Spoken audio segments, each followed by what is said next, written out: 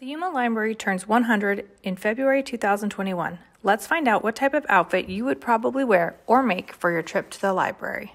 In this search, I located the Morning Sun's article about the Yuma's first fashion show, which took place on October 24th, 1921.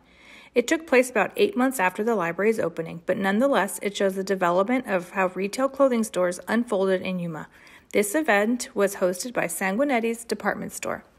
The first fashion show included a pre-show in the shoe window. Crowds gathered around the shoe display glass. Miss Thornton and Mr. Pouch displayed shoes for about a half hour before the main doors opened. For many guests, it was their first time in a department store.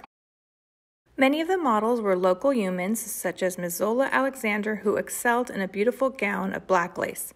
I do not have a copy of that dress to share, but here is a display of common black lace dresses from that time period.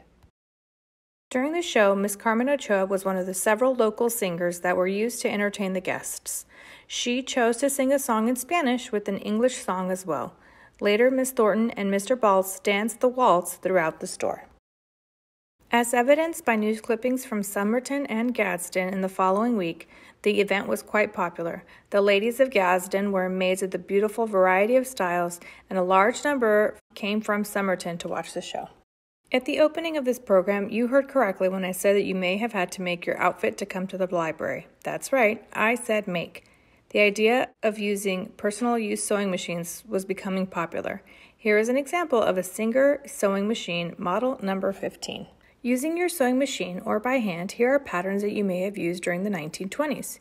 Here is a Simplicity all-in-one pattern for a kimono sleeve dress. What are your thoughts on the Butterick pattern for a three-piece skirt? And I cannot forget to include patterns for children as well, night drawers and a me and ma apron pattern. Here are some tips for using with your free patterns. As we learned with Sanguinetti's department store fashion show, this was the first time many people had walked into a department store. This time period developed many of the themes and marketing practices that we still use today. As such, I've included prices for both dresses and fabric from both Brown Setters and Sanguinetti's department store from the Morning Sun newspaper. If you recall from the women's suffrage virtual programs, American women had just received the right to vote in 1920, but it was still not appropriate for women to wear pants or shorts. Dresses and skirts were still the norm. As a form of rebellion, shorter hemlines became the fashion. These shorter dresses are known from the flapper era. Shorter dresses and skirts showed off your ankles and made it easier to both walk and dance. This created a space for details and creativity on your shoes.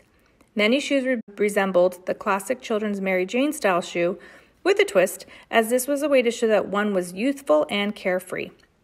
You could also purchase shoe buckles, such as this pair, to create an interchangeable look for your shoes. These shoe buckles are from the Smithsonian's Design Museum known as Cooper Hewitt. Here's a random library fact. At the 1921 American Library Association Conference, children's librarians proposed an idea for an award for children's books. The Newbery Medal was established. The first Newbery Medal Award was presented to The Story of Mankind, written and illustrated by Hendrik Willem van Loon, published in 1921. This was the book he had created for his children, and several editions have been published since then.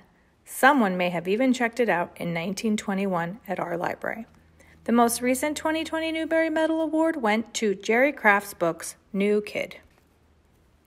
If you're interested in learning more details regarding the fashion from the 1920s and other books that I mentioned during that time period, please consider checking out the following books. Most notably, the 1920s, The Decade in Photos. As always, thank you for joining us today. Here are resources that I used for this presentation.